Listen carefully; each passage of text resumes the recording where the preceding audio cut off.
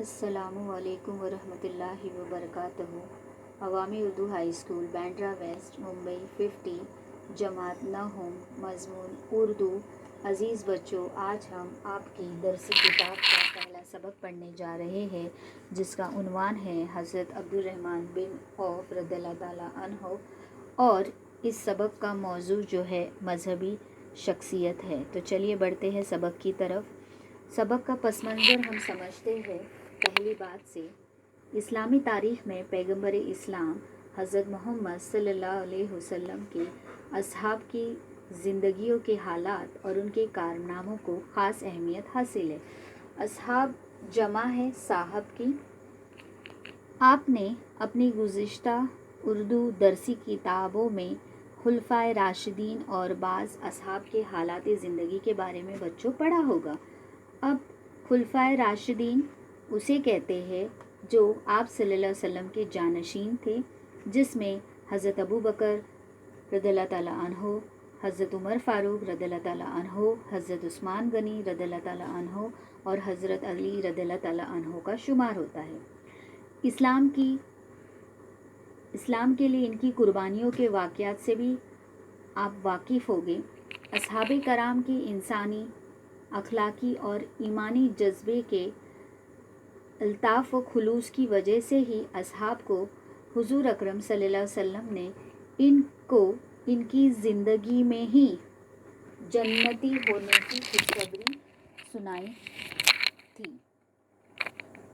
ذیل میں جو سبق ہے ایسے ہی ایک صحابی حضرت عبدالرحمن بن عوف کی زندگی کے بارے میں پیش کیا گیا ہے، جس میں انہوں نے اپنے زندگی کے حالات کے بارے میں بتایا ہے کہ کس طرح اسلام لانے سے پہلے اور اسلام لانے کے بعد ان کی زندگی میں کیا انقلابات آئے، انہوں نے مشکل حالات کا مقابلہ کیسے کیا اور کس طرح سے اخوت، محبت اور عقیدت کی عمدہ مثالیں پیش کی۔ حضرت عبدالرحمن بن عوف رضی اللہ تعالیٰ عنہ کی زندگی کا شخصی مطالعہ جو ہے سماج اور اس کے افراد سے خلوص اور یگانیت کی مثال بھی ہے۔ بچوں، اب ہم یہ دیکھتے ہیں کہ سوانح نگاری کیا ہے۔ تو سوانح نگاری یا سوانح عمری بیانیہ صنف ہے جس میں زندگی کے واقعات کو تاریخ کے ساتھ لکھنا ہوتا ہے، اور تاریخ کے ساتھ لکھنے کو ہی سوانح نگاری کہتے ہیں۔ جس شخص کے بارے میں سوانح نگاری لکھنا مقصد ہوتا ہے تو سوانح نگار کو اس کی شخصیت کی نفسیات اور اصل فطرت کو سمجھنا بہت ضروری ہے۔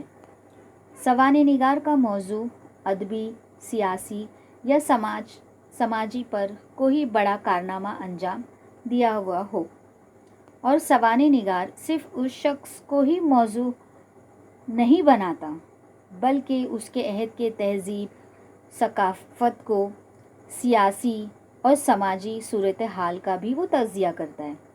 اردو کی ایسی ہی چند اہم سوانح عمریہ جو ہے یادگار غالب اور حیات جاویدہ جو کہ حالی نے لکھی ہے، الفاروق اور سیرت النبی شبلی نعمانی نے لکھی ہے، سیرت العائشہ سید سلیمان ندوی کی ہے، اور غالب نامہ شیخ محمد اکرام کا لکھا ہوا ہے۔ تو چلیے آئیے ہم سبق کی طرف بڑھتے ہیں۔ غلے، کپڑے اور ضروریات زندگی کے مال و اسباب سے لدے ہوئے 700 اونٹوں کا قافلہ مدینے کی گلیوں سے گزر رہا تھا۔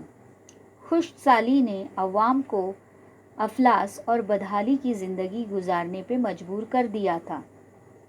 ان حالات میں بچے اس قافلے کو حسرت بھری نظروں سے اور مدینے کے بوڑھے اور نوجوان حیرت اور امید سے دیکھ رہے تھے کہ کاش ان میں ہمارا بھی کچھ حصہ نکل آئے۔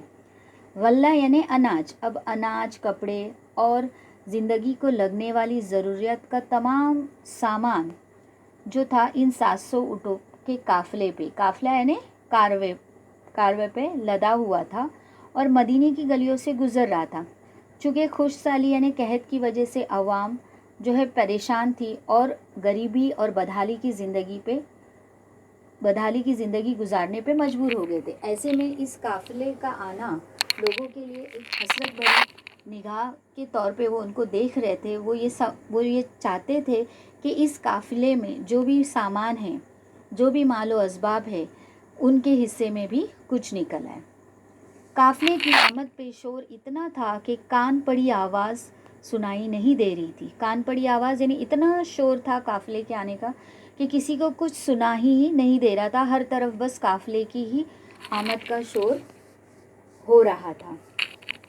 काफ़िले को देखने के लिए लोग एक दूसरे को आवाज़ें दे रहे थे। इस शोर के मुतालिक हज़रत आयशा रज़ियल्लाहु ताला अन्हा ने किसी से दरियाफ़्त किया तो आप रज़ियल्लाहु ताला अन्हा से कहा गया कि मदीने में आया हुआ 700 ऊँटों का ये काफ़िला हज़रत अब्दुर्रहमान बिन औफ रज़ियल्लाहु ताला अन्हा का है और इस काफ़िले के ऊँट माल व असबाब से लदे हुए हैं। असबाब सबब की जमा।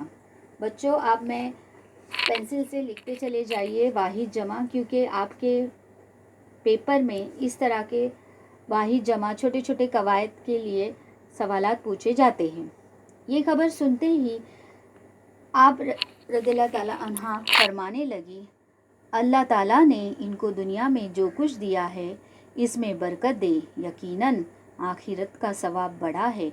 मैंने रसूलुल्लाह सल्लल्लाहु अलैहि वसल्लम को ये फरमाते हुए सुना है कि अब्दुर्रहमान बिन औफ रज़ियल्लाहु ताला अन्हु सुस्त रवी से जन्नत में दाखिल हो रहे हैं। अब हर कोई जो है इस काफ़िले को के बारे में एक दूसरे को बता रहा था, आवाज़ें दे रहा था। जब आयशा रज़ियल्लाहु ताला अन्हा ने किसी से पूछा कि भाई ये शोर कैसा है और ये काफ़िला मदीने में आया हुआ 700 ऊँट का ये काफ़िला किसका है, तो एक शख्स ने उन्हें इतला दी कि ये काफ़िला जो है हज़रत अब्दुर्रहमान बिन औफ का है और इनके ऊँटों पे माल व असबाब है। उस वक्त हज़रत आयशा रज़ियल्लाहु ताला अन्हा ने फरमाया कि अल्लाह ताला ने जो है अब्दुर्रहमान बिन औफ को जो है दुनिया में बहुत कुछ दिया है और देकर उसमें बरकत भी दी है, और चूँकि ये तो दुनिया में दिया है लेकिन इसका अजर अल्लाह तबारक व ताला जो है उनको आखिरत में भी देगा। फिर हज़रत आयशा रज़ियल्लाहु ताला अन्हा ने उस शख्स से कहा कि मैंने आप सल्लल्लाहु अलैहि वसल्लम को फरमाते हुए सुना है कि हज़रत अब्दुर्रहमान बिन औफ जो है धीरे धीरे जन्नत की तरफ दाखिल हो रहे हैं। हज़रत आयशा की ये बात इस शख्स ने हज़रत अब्दुर्रहमान बिन औफ तक पहुंचा दी तो उन्होंने ऊँटों पर से सारा माल उतरवाया और मदीने के लोगों में तकसीम कर दिया।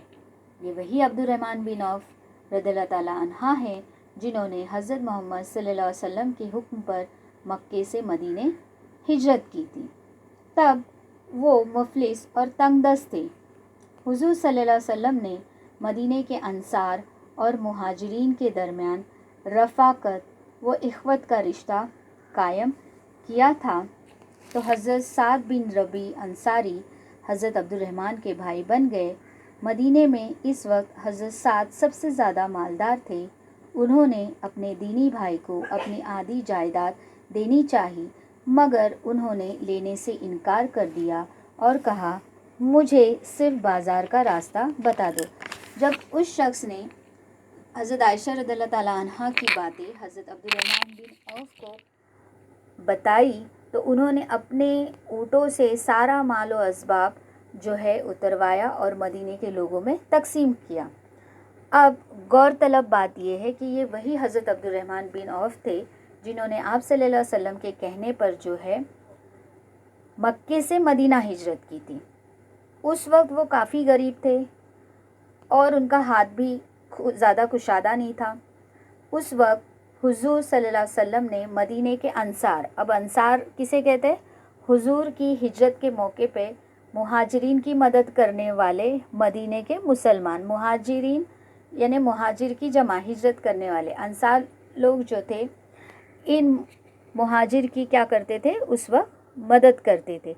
अब इन दोनों के दरमियान जो है हज़रत अब्दुर्रहमान बिन औफ और मदीने के अंसार और मुहाजिरीन के दरमियान जो है मोहब्बत भाईचारगी का रिश्ता कायम हुआ। उस वक्त हज़रत साद बिन रबी जो थे हज़रत अब्दुर्रहमान के भाई बन गए।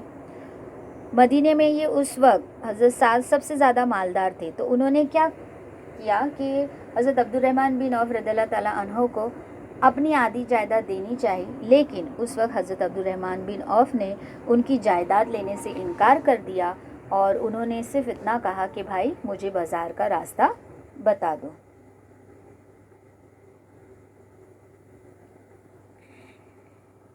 اسلام قبول کرنے سے پہلے حضرت عبد الرحمن بن عوف رضی اللہ تعالیٰ عنہ کا نام عبد عمرو تھا، مگر اسلام قبول کرنے کے بعد حضرت محمد صلی اللہ علیہ وسلم نے ان کا نام بدل کر عبد الرحمن رکھ دیا۔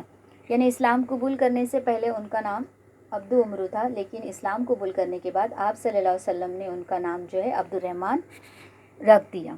وہ بنی زہرہ بن کلاب کے خاندان میں سن 577 میں پیدا ہوئے۔ بچپن ہی سے نہایت وجیح یعنی خوبصورت، دراز قد، مضبوط جسم والے اور پھرتیلے تھے۔ یعنی بچپن سے ہی وہ خوبصورت تھے، پھرتیلے تھے، مضبوط جسم تھا۔ وہ ان 8 صحابہ میں سے ہے جنہوں نے قبول اسلام میں پہل کی تھی۔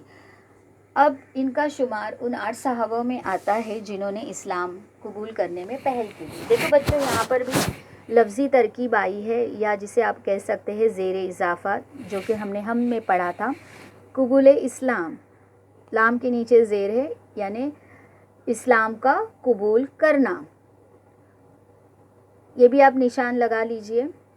اسلام قبول کرنے سے پہلے بھی وہ شراب نوشی سے متنفر اور بت پرستی سے بیزار تھے۔ متنفر یعنی اسلام قبول کرنے سے پہلے بھی انہیں شراب نوشی سے یعنی شراب پینے سے نفرت تھی، اور بت پرستی، بتوں کی پوجا کرنا، پرستش کرنا، یہ بھی ان کو بالکل پسند نہیں تھا۔ رسول اکرم صلی اللہ علیہ وسلم کی تعلیمات نے ان کے قلب و ذہن کو ایسی جلا بخشی، قلب یعنی دل، ذہن کو ایسی جلا بخشی کہ ابتدائی دور ہی میں انہوں نے اسلام قبول کر لیا۔ دل کو اور ذہن کو آپ صلی اللہ علیہ وسلم کی تعلیمات نے جلا بخشی، یعنی ایسی روشنی بخشی کہ شروعات کے دنوں میں ہی انہوں نے فوراً سے جو ہے اسلام قبول کر لیا۔ حضرت عبد الرحمن رضی اللہ تعالیٰ عنہ کا اسلام قبول کرنا تھا کہ مشرکین مکہ، یہاں پر بھی انڈر لائن لگا لیجئے، نشان دہی کیجئے، مشرکین مکہ یعنی مکہ کے مشرکین، لفظی ترکیب کی یہ مثال ہے۔ ظلم و ستم کا وہ شکار ہوئے، مگر صبر و تحمل کے ساتھ انہوں نے ساری تکلیفوں کو برداشت کیا۔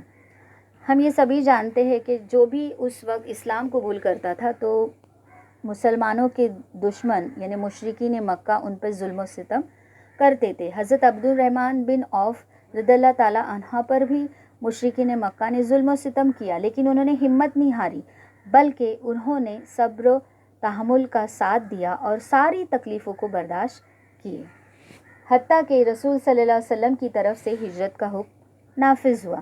آخر میں آپ صلی اللہ علیہ وسلم نے حضرت عبد الرحمن بن عوف رضی اللہ تعالیٰ عنہ کو کہا کہ اب آپ جو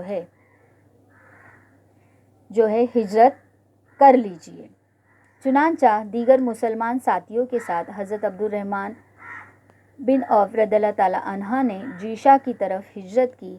پھر مشرکین مکہ کے قبول اسلام کی غلط خبر سن کر تمام مسلمان جب جیشہ سے مکہ لوٹ آئے تو ان پہ دوبارہ ظلم و ستم ہونے لگا۔ پھر جیسے کہ مشرکین مکہ کوئی کسر نہیں چھوڑتے تھے، تو یہ بھی قبول اسلام کی غلط خبر انہوں نے پھیلا دی تمام مسلمانوں میں، تو وہ دوبارہ حضرت عبد الرحمن جو ہے جیشہ سے مکہ لوٹ آئے۔ تو جب یہ لوٹ آئے تو دوبارہ ان پہ ظلم و ستم ہونے لگا۔ تب حضور صلی اللہ علیہ وسلم کے حکم سے حضرت عبد الرحمن رضی اللہ تعالیٰ عنہ نے مدینہ ہجرت کی۔ پھر جیشہ سے لوٹ آئے، پھر دوبارہ آپ صلی اللہ علیہ وسلم نے ان کو حکم دیا اور یہ دوبارہ جو ہے ہجرت کر کے مدینے کی طرف چلے۔ مدینہ پہنچ کر انہوں نے تجارت کا پیشہ اختیار کیا۔ شروع میں وہ بازار سے کچھ مال خریدتے اور اسے وہی فروخت کر دیتے، اور منافع کے پیسوں میں سے جو کچھ پس انداز کرتے کچھ اپنی ذات پہ خرچ کرتے۔ رفتہ رفتہ ان کی تجارت بڑھتی گئی اور ان کا شمار مدینے کے بڑے تاجروں میں ہونے لگا۔ پس انداز بچت کرنا، یعنی شروعات میں انہوں نے بازار کا راستہ اختیار کیا، کچھ مال خریدتے، پھر اس کو بیچتے، جو بھی منافع آتا اس میں کچھ بچاتے، کچھ اپنی ذات پہ خرچہ کرتے۔ دھیرے دھیرے کر کے ان کی تجارت بڑھتی چلی گئی اور یہ مدینے کے بڑے تاجروں میں ان کا شمار ہونے لگا۔ تجارت میں اپنی اتنی ترقی دیکھ کر حضرت عبد الرحمن خود حیران تھے. اب ظاہر سی بات ہے یہ جو ہے اتنی تجارت میں ترقی دیکھ کے وہ خود حیران تھے، لیکن در حقیقت یہ ترقی کیوں تھی؟ کیونکہ وہ پیسے بچاتے، کچھ جو ہے رائے خدا میں خرچ کرتے، کچھ اپنی ذات سے پر خرچ کرتے، تو اللہ تبارک و تعالیٰ جو ہے اس کی راہ میں خرچ کرنے والوں پر جو ہے برکتیں نازل کرتا ہے. اور یہی وجہ تھی کہ ان کی تجارت میں جو ترقی ہو رہی تھی اسے دیکھ کے یہ خود ہی حیران تھے. ان کی تجارت دنیا کے تمام عیوب سے پاک تھی. عیوب جمع ہے عیب کی یعنی نقص سے. ان کی تجارت ہر نقص سے پاک تھی. حرام مال کا ایک ذرہ بھی ان کے مالک التجار کے مال میں نہیں پایا جاتا تھا. مالک التجار، تجار جو ہے جمع ہے تاجر کی یعنی تاجروں کا بادشاہ. ان کے مال میں بالکل بھی حرام کا ذرہ نہیں تھا. یہی وجہ تھی کہ جب حضرت عبد الرحمن بن عوف نے 50,000 دینار اللہ کی راہ میں تقسیم کرنے کی وصیت کی تو حضرت عثمان غنی خود مخیر و متمول ہونے کے باوجود حضرت عبد الرحمن بن عوف رضی اللہ تعالیٰ عنہ کے مال میں سے اپنا حصہ یہ کہتے ہوئے طلب کیا کہ عبد الرحمن رضی اللہ تعالیٰ عنہ کا مال حلال اور صاف ہے. یعنی جب انہوں نے کہا کہ میں مسلمانوں میں 5,000 دینار تقسیم کرنا چاہتا تھا تو حضرت عثمان غنی رضی اللہ تعالیٰ عنہ کو اللہ تبارک و تعالیٰ نے خود نوازا تھا. متنمل یعنی دولت مند، وہ خود دولت مند تھے، خود خیر کرتے تھے. مخیر یعنی خیر کرنے والے. اس کے باوجود جب انہوں نے یہ سنا کہ عبد الرحمن رضی اللہ تعالیٰ عنہ اپنا مال تقسیم کر رہے تو انہوں نے کہا کہ مجھے بھی عبد الرحمن کے مال میں حصہ چاہیے. کیوں چاہیے؟ کیونکہ حضرت عبد الرحمن رضی اللہ تعالیٰ عنہ کا مال جو ہے پاک، صاف اور حلال ہے. اس کا ایک لقمہ بھی باعث برکت و عافیت ہے. دیکھو باعث برکت یہ بھی لفظی ترکیب ہے، برکت کا باعث. اگر ہم اس کو لفظی ترکیب کو الٹ دیں تو یہ برکت کا باعث ہے. انہوں نے یہ کہا کہ ان کا لقمہ بھی، ان کے پیسے کا ایک لقمہ بھی اگر ہم کھائے تو وہ ہمارے لیے برکت کا باعث بھی رہے گا اور ساتھ ہی ساتھ خیر و عافیت کا بھی. دولت کی ایسی فراوانی یعنی آنا، بہت زیادہ آنا اور صلح زندگی کے باوجود حضرت عبد الرحمن رضی اللہ تعالیٰ عنہ پہ ہمیشہ خدا کا خوف طاری رہتا اور ان کی زبان سے کبھی ایسے الفاظ بھی ادا ہو جاتے کہ مجھے خدشہ ہے کہ کہیں ہماری نیکیوں کا بدلہ ہمیں دنیا ہی میں نہ دیا جائے. خدشہ یعنی ڈر، یعنی اتنی دولت تھی اس کے باوجود بھی حضرت عبد الرحمن رضی اللہ تعالیٰ عنہ کو ڈر لگتا کہ ارے کہیں ایسا نہ ہو جائے اللہ تبارک و تعالیٰ جو ہے مجھے میری تمام نیکیوں کا اجر جو ہے صرف دنیا میں ہی دے دے. حضرت عبد الرحمن بن عوف رضی اللہ تعالیٰ عنہ کی وسیع پیمانے پہ تجارت ہونے کے باوجود دولت کمانے میں ان کا انہماک کبھی دیکھا نہیں گیا. انہماک یعنی اسی میں ڈوب جانا. اب آج کے دور میں ہم دیکھتے ہیں کہ کسی کے پاس ذرا سی دولت آ جائے تو وہ سوچتا ہے ارے اور آ جائے، ارے میرے پاس اور آ جائے. لیکن ایسا حضرت عبد الرحمن بن عوف رضی اللہ تعالیٰ عنہ میں نہیں تھا. اتنی دولت آنے کے باوجود وہ کبھی اس دولت کو کمانے میں نہیں لگے رہے. عرب کے بڑے تاجروں میں ان کا شمار ہونے کے بعد بھی انہوں نے کبھی اپنے آپ کو بڑا ثابت کرنے کی کوشش نہ کی. دیکھو بچے یہ بہت بڑی بات ہے کہ ہمیں اللہ نے نوازا ہے تو ہمیں چاہیے کہ ہم اس کی قدر کریں، نہ کہ ہم اپنے آپ کو یہ سمجھے کہ ارے میں تو بہت بڑا ہوں. تو کبھی بھی انہوں نے عرب کے بڑے تاجر میں ان کا شمار ہوتا تھا لیکن کبھی انہوں نے اپنے آپ کو بڑا ثابت کرنے کی کوشش نہیں کی.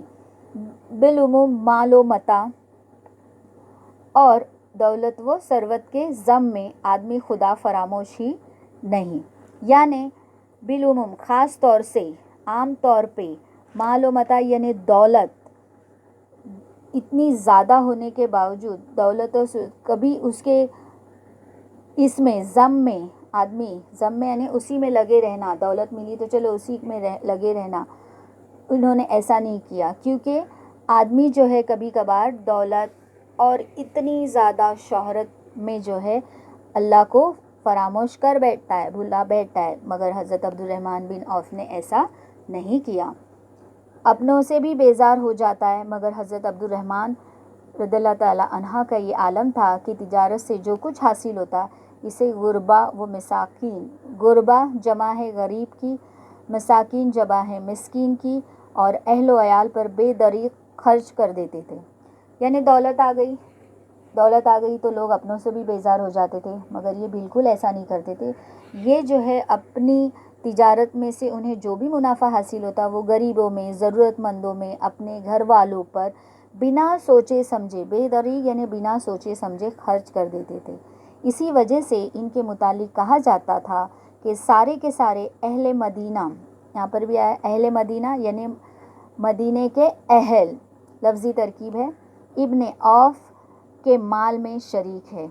यानी इनके मुतालिक इसलिए ये कहा जाता था क्योंकि ये हर एक को अपनी कमाई हुई दौलत में से बांटते थे, इसीलिए इनके ताल्लुक़ से ये मशहूर था कि पूरा के पूरे मदीना के लोग इनके माल में शरीक हैं। दौलत कमाने और इसे सीध कर रखने के लिए उन्होंने कभी तिजारत नहीं की। सीध के यानी संभाल के रखना। आज का इंसान क्या करता है, दौलत कमाता है, चलो संभाल के रखो, लेकिन चूँकि ये सहाबा है, इन्होंने कभी दौलत कमाने के लिए और उसको संभालने के लिए तिजारत नहीं की। दीन के कामों में वो बेइंतहा खर्च करते, बल्कि इस दौलत को वो दीन के कामों में सर्व करते। वो अपनी तिजारत के नफ़े का अंदाज़ा खुदा की राह में खर्च होने वाली दौलत से करते थे। अब वो तिजारत का नफ़ा का अंदाज़ा कैसे करते कि खुदा की राह में खर्च होने वाली दौलत से करते थे। यानी जो दौलत उन्होंने खुदा की राह में खर्च की, जितनी ज़्यादा दौलत उन्होंने खुदा की राह में खर्च की, वो समझ जाते थे कि उतना नफ़ा उन्होंने कमाया है। वो कनाअत पसंदी यानी जितना है उतने में ही गुजारा करना,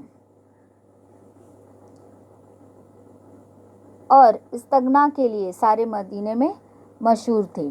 यानी कनाअत पसंदी, जितना है उतने में गुजारा और ज़रूरत से ज़्यादा इस्तेमाल ना करना, उसके लिए सारे मदीने में जो है ये हज़रत अब्दुर्रहमान बिन औफ जो थे मशहूर थे।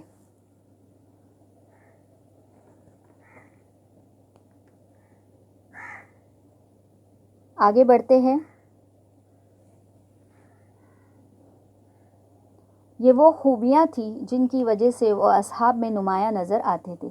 अब देखो बच्चों, यहाँ थी, ये थी जो है जब हम जमा में लिखते खूबी थी, अगर खूबी आता तो थी लिखते, खूबियाँ हैं इसलिए इस तरह का थी लिखा गया है। तो ये कवायद की इस बारीकी को भी आप ध्यान में रखिए ताकि आपसे गलती ना हुए। अब इन्हीं तमाम खूबियों की वजह से जो था हज़रत अब्दुर्रहमान बिन औफ को जो है तमाम सहाबा में एक ख़ास अहमियत, एक नुमायाँ हैसियत हासिल थी। इस पर मुस्तज़दा इनकी सादा और बेरिया ज़िंदगी, और उससे बड़ी बात जो है उनकी सादा ज़िंदगी थी। उन्होंने कभी अपनी ज़िंदगी में जो है इस तरह से रख रखाव या दिखावा नहीं किया, रियाकारी नहीं की। रियाकारी यानी बनावट या दिखावा उनकी इस चीज़ों में नहीं था। उस पे मुस्तज़दाद यानी इसके बरक्स, जिसमें अफलास से इमारत तक, इमारत यानी दौलत, गरीबी से दौलतमंदी तक के हालात में कोई तब्दीली नहीं आई। यानी जब वो गरीब थे तब भी वो वैसे ही रहे, और जब अमीर बने, अमीर बने तब भी उनकी वैसी ही थी। क्योंकि हमने अभी इससे पहले वाले पैराग्राफ में देखा कि वो कुनात पसंद थे और इस्तगना के लिए पूरी मदीने में मशहूर थे। यानी जितने में थे उतने में गुजारा और बेफिक्री, इस्तगना यानी बेफिक्री। तो यही वजह है कि उनकी जो ज़िंदगी थी जब गरीबी से दौलतमंदी तक आई तभी भी उनके हालात में कोई तब्दीली नहीं वाक़ हुई। और वो जब तंगदस्त थे, यानी उनका हाथ कुशादा नहीं था, तंगदस्त यानी उनके पास इतनी दौलत नहीं थी, इस वक्त भी सखावत में अपनी कुशादा कल्बी का सबूत देते रहे। कुशादा यानी बड़ा दिल, मेरे पास दौलत नहीं है लेकिन फिर भी अगर आप बड़ा दिल रखें तो अल्लाह तबारक व तआला उस कम दौलत में भी बरकत देता है। और जब अमारात हाथ आई तो अता की कुशादगी में भी इजाफा होता गया। हमने पहले वाले पैराग्राफ में देखे कि ये अपनी तिजारत का नफ़ा किस तरह से देखते, जिस तरह से वो अपनी दौलत को खर्च करते दीन के कामों में, तब वो अंदाज़ा लगाते कि हाँ अल्लाह तबारक व तआला ने उनको इतना नफ़ा बख्शा है। गज़ुए तबूक के मौके पे, गज़ू غزو جو ہے وہ جنگیں جن میں رسول اکرم صلی اللہ علیہ وسلم نے خود شرکت فرمائی تھی. جب جنگی ساز و سامان کی ضرورت پیش آئی تو حضرت عبد الرحمن بن عوف رضی اللہ تعالیٰ عنہ نے 200 اوقیہ سونا، 200 اوقیہ نے 28 گرام سونا. بچوں آپ اندازہ لگا لو کہ آج کے 28 گرام سونے کی قیمت کیا ہے. حضرت عبد الرحمن بن عوف رضی اللہ تعالیٰ عنہ نے اتنا سونا جنگ تبوک کے موقع پر جنگی ساز و سامان خریدنے کے لیے پیش کیا. مدینے کے اس وقت کے حالات کے لحاظ سے یہ امداد جمع ہے مدد کی بہت زیادہ تھی.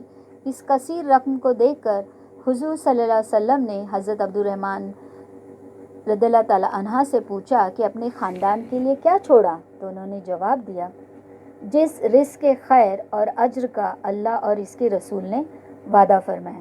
واہ، بہت خوب. کیا جملہ دیکھو انہوں نے فرمایا کہ جس میں پوری زندگی کا نچوڑ اور ایک خوبی کا ہمیں پتہ چلتا ہے کہ جب انہوں نے دیکھا آپ صلی اللہ علیہ وسلم نے کہ انہوں نے اتنا 200 اوقیہ سونا دیا ہے، تب آپ صلی اللہ علیہ وسلم نے ان سے پوچھا کہ آپ نے اپنے خاندان کے لیے کیا چھوڑا ہے؟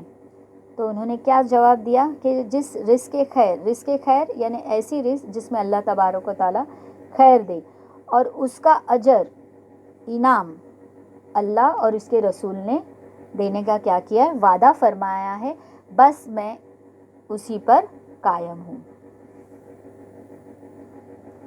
اتنا مال میں نے اپنے اہل و خانہ کے لیے چھوڑا ہے، یعنی یہی چیز میں نے چھوڑی ہے، رزق خیر اور اللہ کا اجر، یہ میں نے اپنے خاندان کو چھوڑا ہے.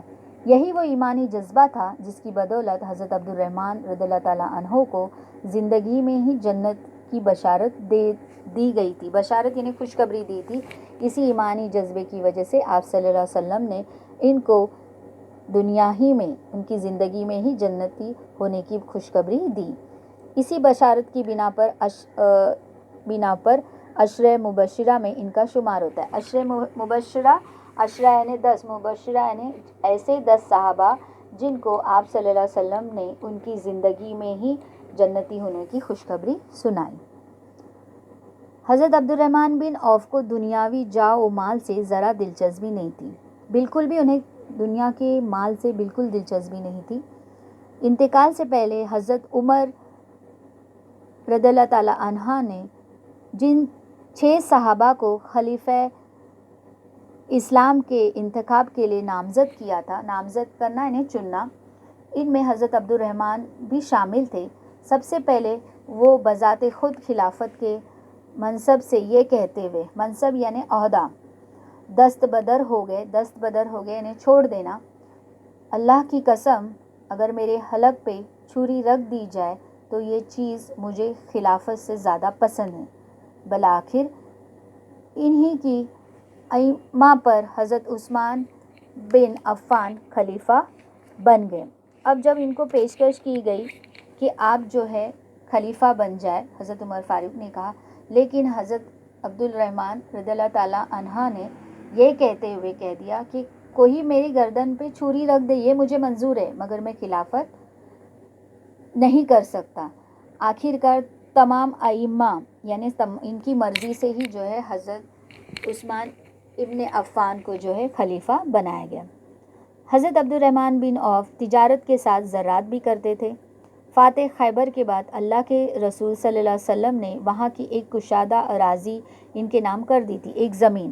خیبر جنگ کے بعد، فتح خیبر جنگ کے بعد، چونکہ حضرت عبد الرحمن جو تھے تجارت کے ساتھ ساتھ زراعت بھی کرتے تھے، تو آپ صلی اللہ علیہ وسلم نے انہوں نے ایک بڑی سی زمین دے دی تھی، نام کر دی تھی. انہوں نے اپنی ذاتی دولت سے بھی کئی کھیتیاں خریدی تھیں. وہ کھیتیوں کی فصل بھی تجارتی مال کی طرح غربا میں تقسیم کر دیتے تھے. اب صرف تجارت کا مال ہی تقسیم نہیں کرتے تھے بلکہ کھیتی باڑی جو بھی ہوتا تھا اس کھیتی کو بھی جو ہے وہ غریبوں میں یہ تقسیم کرتے تھے. ایک موقع پہ انہوں نے زمین کا ایک ٹکڑا 40,000 دینار میں خریدا. کتنے دینار میں خریدا؟ 40,000 دینار. اور اسے بنی زہرا کے غربا اور مساکین نیز امہات المومنین میں تقسیم کیا. امہات المومنین مومنوں کی ماں تقسیم کر دیا.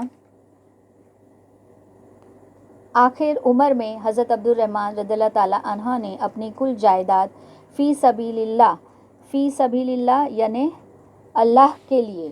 اب یہاں پہ امت المومنین میں بتاتی چلوں کہ حضور صلی اللہ علیہ وسلم کی بیویوں میں انہوں نے تقسیم کر دیا، اور جب ان کا آخری عمر کا حصہ تھا تو اپنی کل جائیداد فی سبیل اللہ تقسیم کرنے کی وصیت کی، یعنی اللہ کی راہ میں خرچ کرنے کی انہوں نے وصیت کی.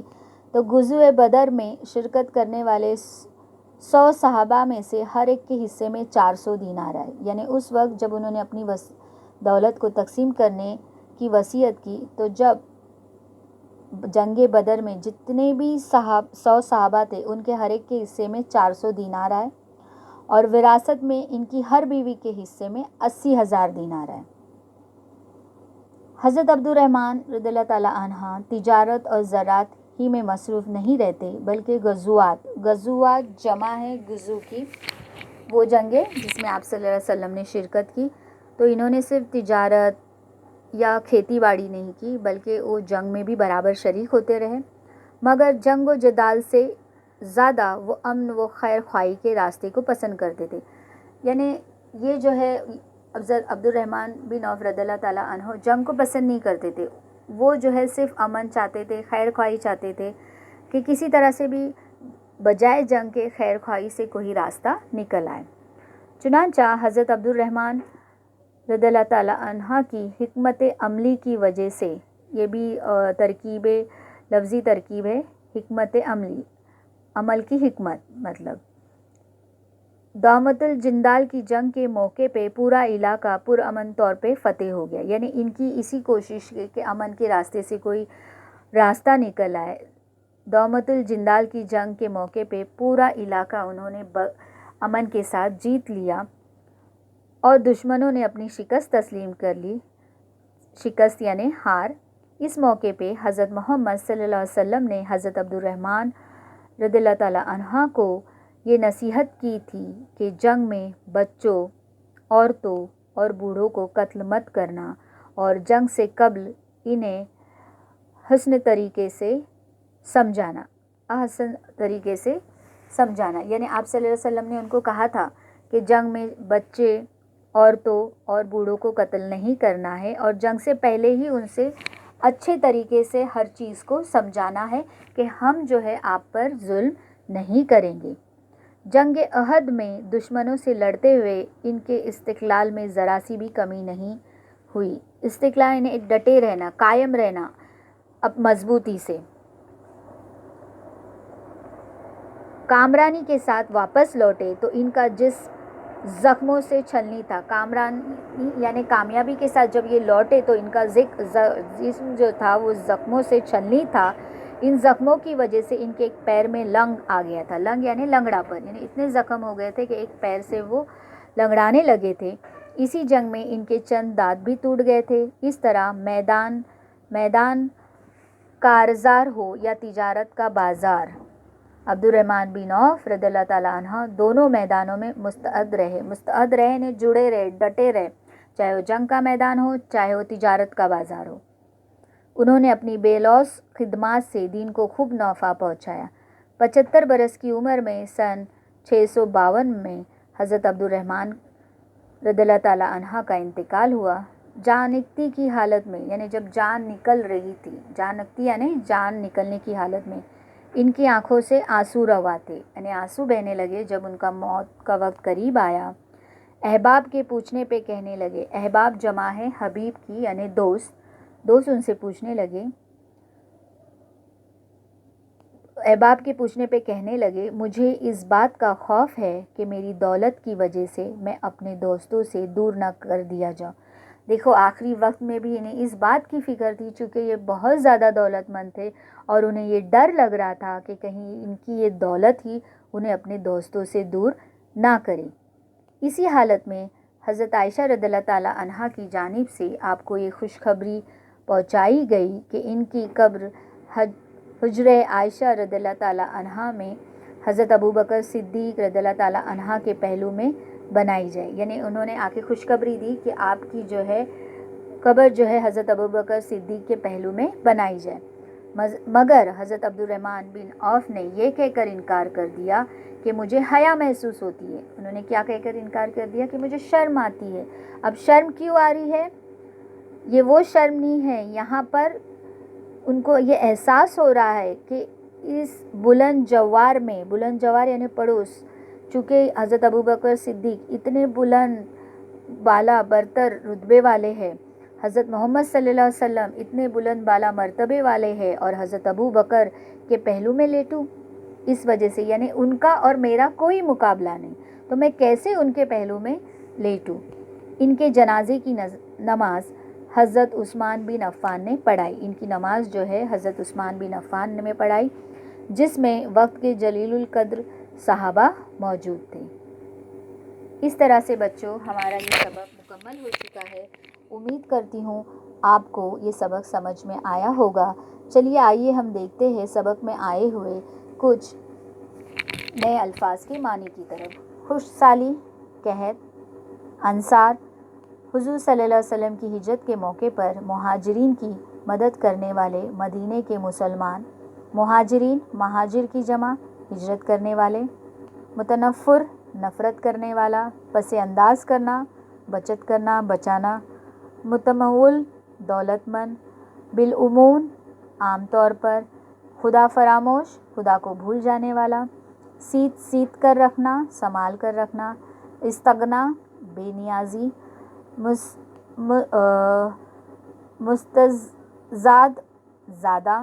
کشادہ قلبی، دل کا بڑا ہونا۔ اکیا، تقریباً 28 گرام کا وزن۔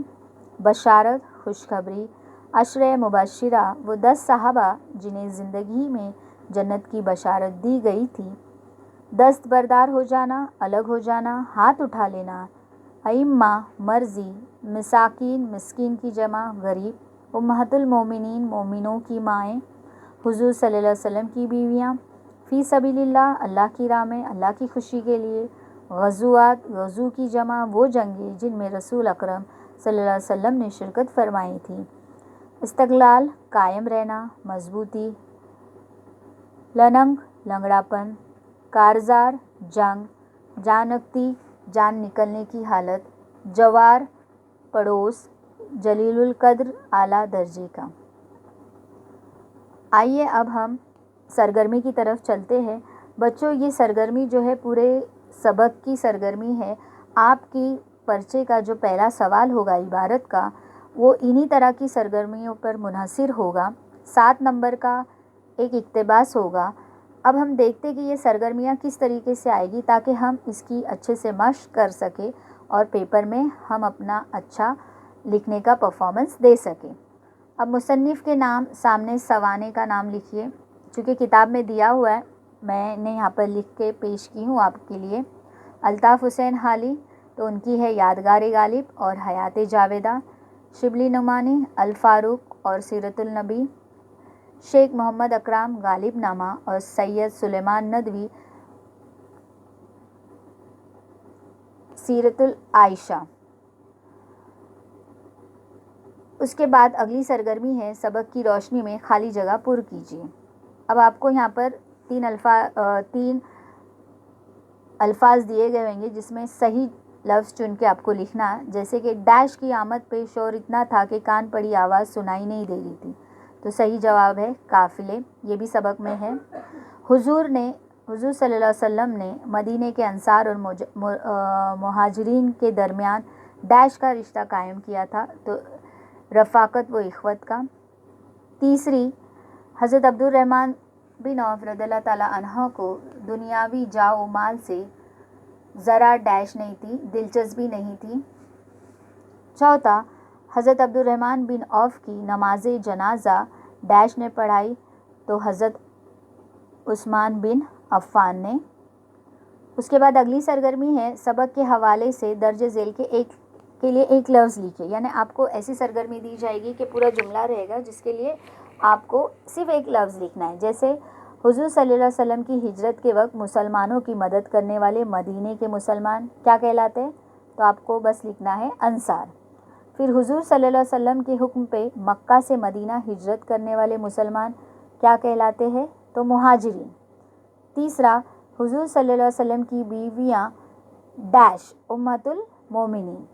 चौथा, वो सहाबा जिन्हें ज़िंदगी में जन्नत की बशारत दे दी गई थी, अशरे मुबशिरा। यानी आपको सिर्फ एक लफ्ज़ में ये पूरी बात को बयान करना है। अगली सरगर्मी है वेब शक्ल मुकम्मल कीजिए। हमने नज़्म में भी इस ताल्लुक़ से मुकम्मल की थी। दरमियान में दिया है हज़रत अब्दुर्रहमान बिन औफ और उनकी 4 बातें यहाँ पर है, जैसा इस्लाम कबूल करने से पहले का नाम तो अब्दु उमरू, ख़ानदान बनी ज़हरा बिन कलाब, पहली हिजरत मक्के से मदीना और इनका शुमार अशरे मुबशिरा में। अगली सरगर्मी है ख़त कशीदा लफ्ज़ों के हम माने लिखिए। अब ख़त कशीदा का मतलब है उस लफ्ज़ के नीचे अंडरलाइन लाइन खींची हुई। अब यहाँ पर पहला है दौलत कमाने और सीध कर रखने के लिए उन्होंने कभी तिजारत नहीं की। अब यहाँ पर जहाँ पर ख़त खींचा हुआ है उसकी जगह पे आपको लिखना है संभाल कर। जुमला कैसे बनेगा? दौलत कमाने और संभाल कर रखने के लिए उन्होंने कभी तिजारत नहीं की। मैंने यहाँ पर सिर्फ जो जवाब था वो लिखी हूँ। दूसरा, वो कनात पसंदी और इस्तगना की वजह से सारे मदीने में मशहूर थे। तो इस्तगना की जगह आपको लिखना है बेनियाजी। वो कनात पसंदी और बेनियाजी की वजह से सारे मदीने में मशहूर थे। तीसरा है सबसे पहले वो बजाते खुद खिलाफत के मनसब से दस्तबरदार हो गए। मनसब की जगह आएगा ओहदे से, बाकी पूरा जुमला वैसे ही रहेगा। चौथा, मैदान कारज़ार हो या तिजारत का बाज़ार, वो दोनों मैदान में मुस्तैद रहे। मैदान कारज़ार की जगह आपको लिखना है जंग का मैदान। गुज़वे तबूक के मौके पे आप रज़ियल्लाहु ताला अन्हो ने 200 उकिया सोना पेश किया। मौके की जगह पर आएगा वक्त पर। चौथा है काफ़िले को देखने के लिए लोग एक दूसरे को आवाज़ें दे रहे थे, तो काफ़िले की जगह कारवां। अगली सरगर्मी